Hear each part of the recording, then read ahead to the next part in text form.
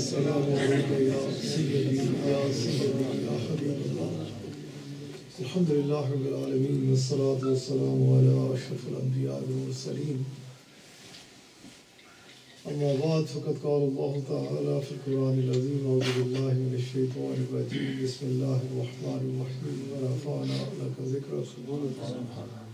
صدق الله وصدق رسوله النبي الكريم ونحن على ذلك من الشاهدين والشاكرين والحمد لله رب العالمين. تمام تعریف اللہ وحدہ لا شریک کے لیے اور بے پناہ درود و سلام ہمارے آقا و مولا ہماری جانوں کے بادشاہ حاضر و ناظر مختار کل اللہ کریم کے حبیب صلی اللہ علیہ وآلہ وسلم کے بے پناہ الفا والا دربار پاک میں پیش کرتے ہوئے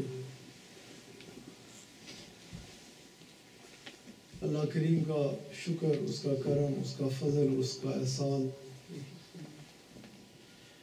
اس انتہائی عظمتوں، رحمتوں اور بے پناہ عرفہ والا شانوں والے ماہ مبارک کے ان خوبصورت ساعتوں میں مجھے اور آپ کو اس نے اپنے فضل و کرم سے اپنے حبیب صلی اللہ علیہ وآلہ وسلم کے ذکر پاک کی اس محفل میں اکٹھا کیا۔ اس پر ہم اپنے رب کا جس قدر شکر ادا کریں کم ہے۔ یہ شکر اسی میں ہی سب کچھ ہے۔ اللہ کریم فرماتے ہیں کہ تو میرا شکر ادا کر اور میں تجھے مزید عطا فرماؤں گا۔ ہم سب کو ہر وقت ہر لحظہ ہر آن اپنے رب تعالیٰ کے آگے یہی دعا کرنی چاہیے کہ ہمارے کریم رب ہمیں دل دے تو صبر والا اور زبان دے تو شکر والی، کہ صبر و شکر جسے دل گیا وہ سمجھے کہ اسے اللہ کریم نے وہ کچھ عطا فرما دیا جس کا وہ اندازہ لگا نہیں سکتا۔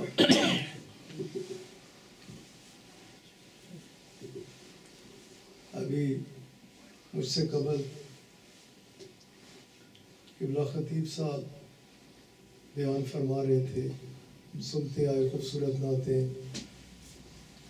خوبصورت اپنے آقا علیہ السلام کے ساتھ عقیدت کا اظہار کرتے ہوئے کسی نے نعت پڑھی، کسی نے نثر میں اپنی حاضری لگوائی۔ حسان صاحب تک یہ بات پہنچی۔ صحابہ کرام رضوان اللہ تعالی علیہم اجمعین کے بارے میں خطیب صاحب بیان فرما رہے تھے۔ اصحابی کہتے کس کو ہیں؟ سب کو علم ہے کہ جسے ایک بھی لمحہ ایسا نصیب ہوا کہ انہوں نے محبت اور عقیدت میں ڈوب کر ایمان والی آنکھ اٹھائی اور رسول اللہ صلی اللہ علیہ وآلہ وسلم کی زیارت نصیب ہوئی۔ محبت اور عقیدت میں ڈوبی ہوئی ایمان والی آنکھ، رسول اللہ صلی اللہ علیہ وآلہ وسلم کے چہرہ مبارک کی زیارت نصیب ہوئی اور ایک لمحے کے لیے نصیب ہو گئی۔ پھر اسرائیل علیہ السلام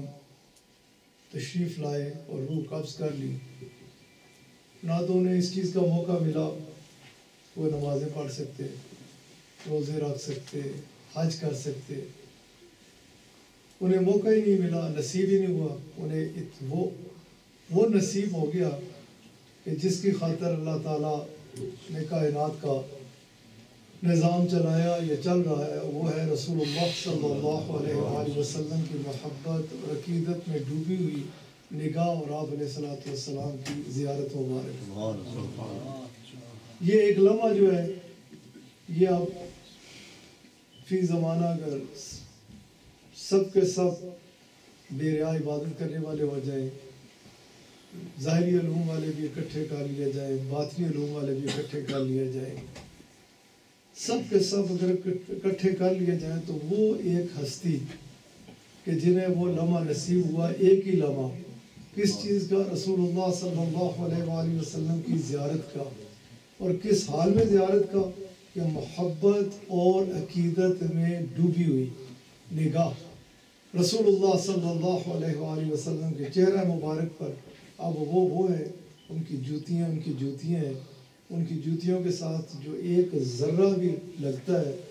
اس ذرے کے کی شان کے مطابق بھی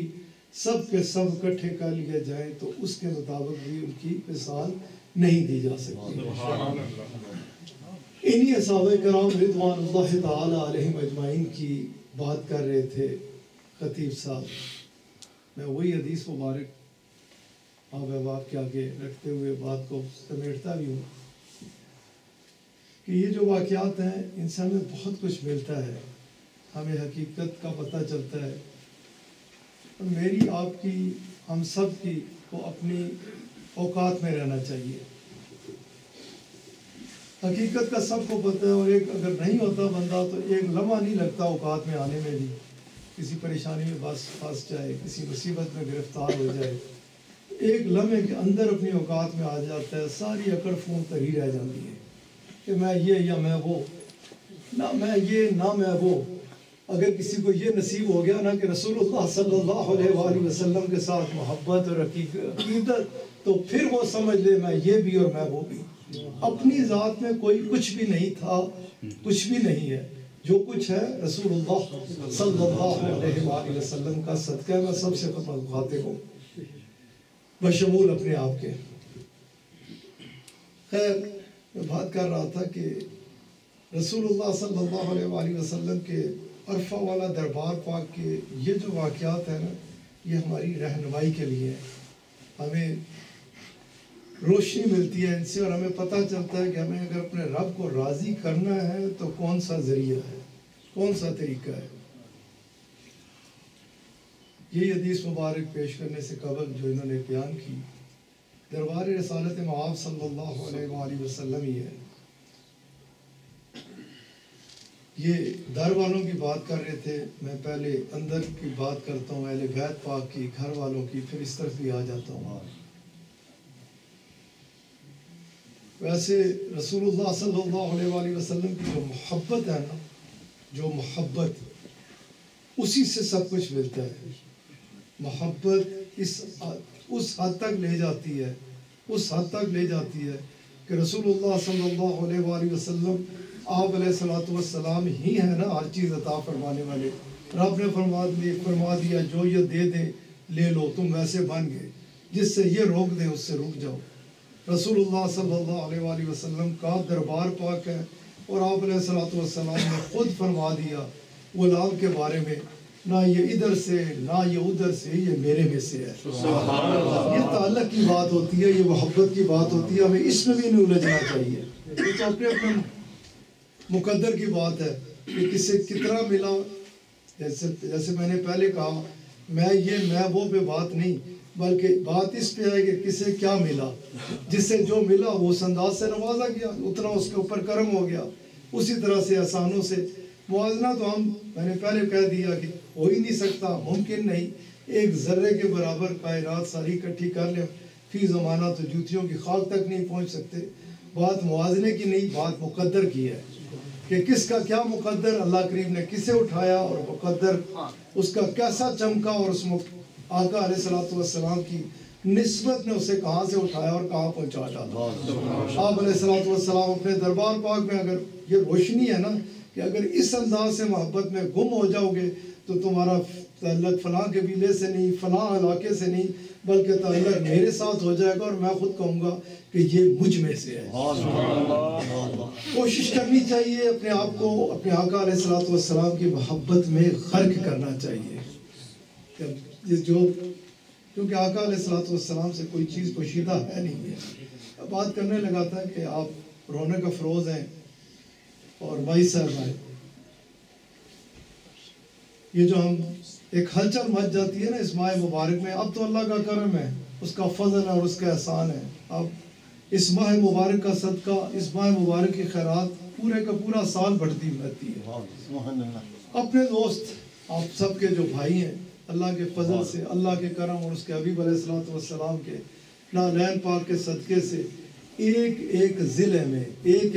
میں مجبوری ہے ان کو ٹائم کی، اس لیے کوئی 200 یوم کی تقریبات کا چارٹ چھاپا ہوا ہے، کسی نے 150 کا چھاپ رکھا ہے، کوئی 250 کا چھاپ رکھا ہے. دن تو 30 ہے نا، آ نہیں سکتے، مقید نہیں ہو سکتے. تو اپنے دوست جو ہیں آپ کے، جو طریقت کی جو اصل فیملی ہے، طریقت فیملی، اس میں یہ حال ہے کہ دوستوں نے پھیلا رکھی ہیں،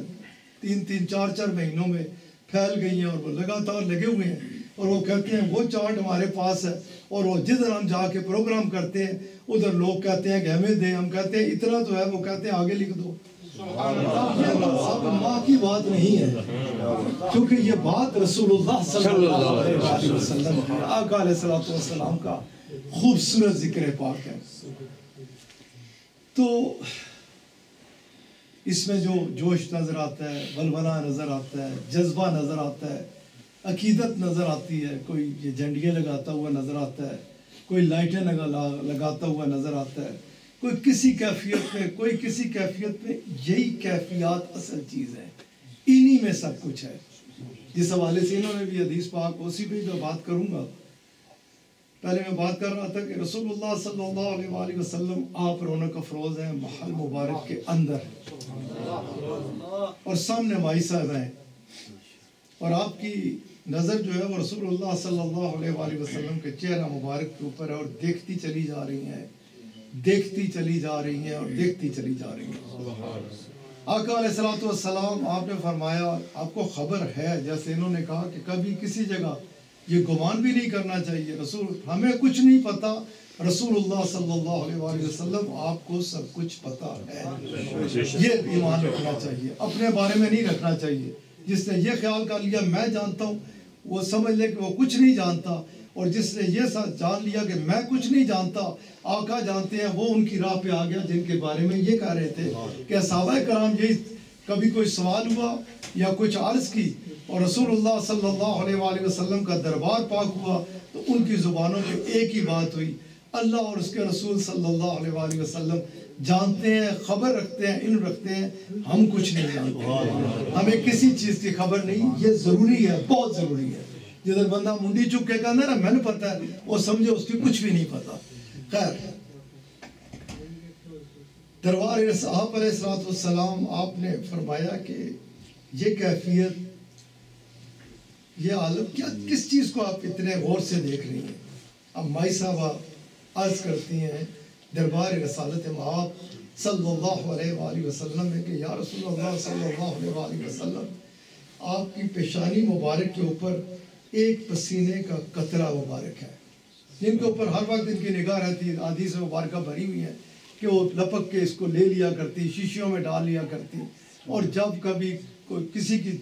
شادی ہوتی تو دلہنوں کو وہ عطر دیا کرتی، وہ خوشبو دیا کرتی. اور اس خوشبو کے بارے میں آتا ہے کہ یہ جب لگ جاتی نا تو پھر کبھی وہ جاتی نہیں، وہ ہمیشہ رہا کرتی. اسی قطرہ مبارک کو مائی صاحبہ کہتی ہے میرا دل کرتا بھی ہے کہ میں اسے سمیٹ لوں، لیکن جو اس کو جس انداز سے چمک رہا ہے میرا دل کرتا ہے کہ اسے سمیٹوں نہ، اسے حاصل نہ کروں بلکہ اسے دیکھتی رہوں. اب رسول اللہ صلی اللہ علیہ وآلہ وسلم آپ علیہ السلام کا جو سوال ہوتا ہے نا، جو میں بات کرنا چاہتا تھا ان کے اس حوالے سے، اب آقا علیہ السلام نے وہ وجہ بیان کی کہ کیوں آپ علیہ السلام نے فرمایا. آپ علیہ السلام نے فرمایا کہ سنیے، میں نے آپ سے کس لیے پوچھا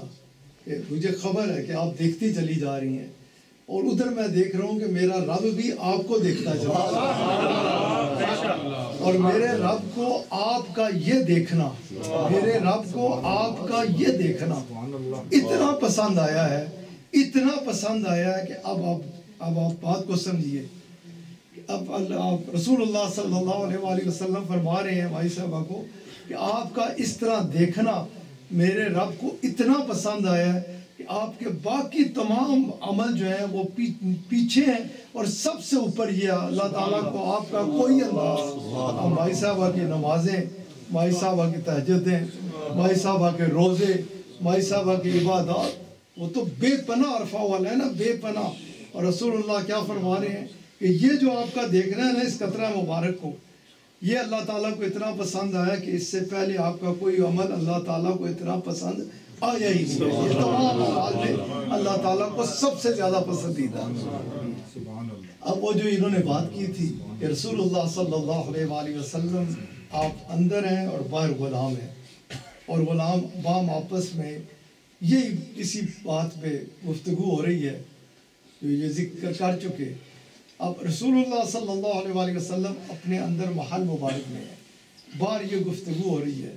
آپ علیہ السلام کا باہر تشریف لانا جو ہے، ویسے تو اللہ کریم خود فرماتا ہے نا قرآن کریم میں کہ نہ ان کی اپنی مرضی سے کچھ بھی نہیں، جو کچھ یہ کرتے ہیں مجھے اللہ کا حکم، مجھے اللہ کی وحی ہے. ان کا بولنا میرا بولنا ہے،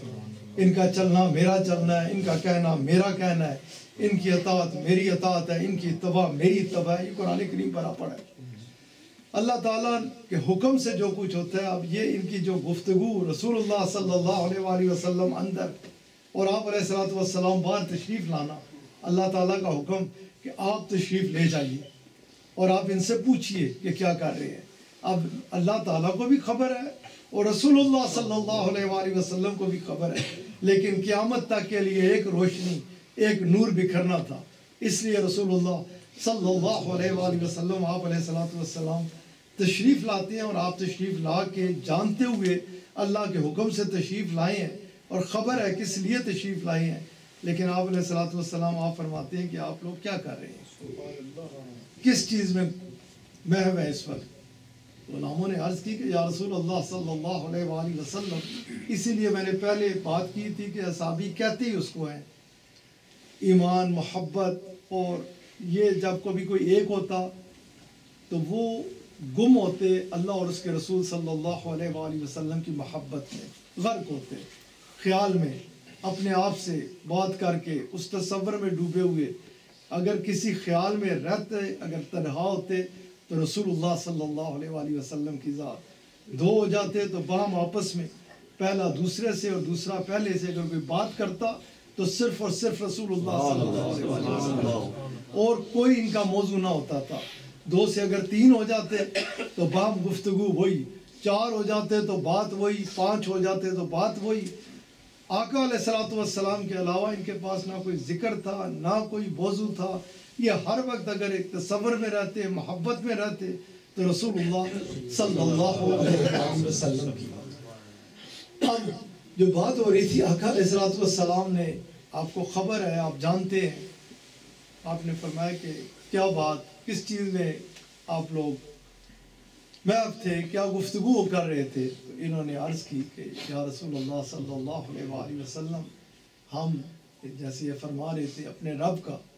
شکر ادا کر رہے تھے کہ اے ہمارے کریم رب، تو نے ہمارے پر کتنا بڑا کرم کیا، کتنے بڑے احسان سے نوازا، کتنا بڑا انعام کیا ہم پر کہ ہمیں آپ صلی اللہ علیہ وآلہ وسلم کا امتی بنا دیا اور آپ عطا فرما دیے. اب انہوں نے عرض کی تو رسول اللہ صلی اللہ علیہ وآلہ وسلم آپ علیہ السلام نے پھر پوچھا. آقا علیہ السلام نے کہا کہ پھر بولو کہ کیا کر رہے تھے. جب آقا علیہ السلام کا حکم سنا تو پھر انہوں نے اسی انداز سے ادھر سے ایک بولا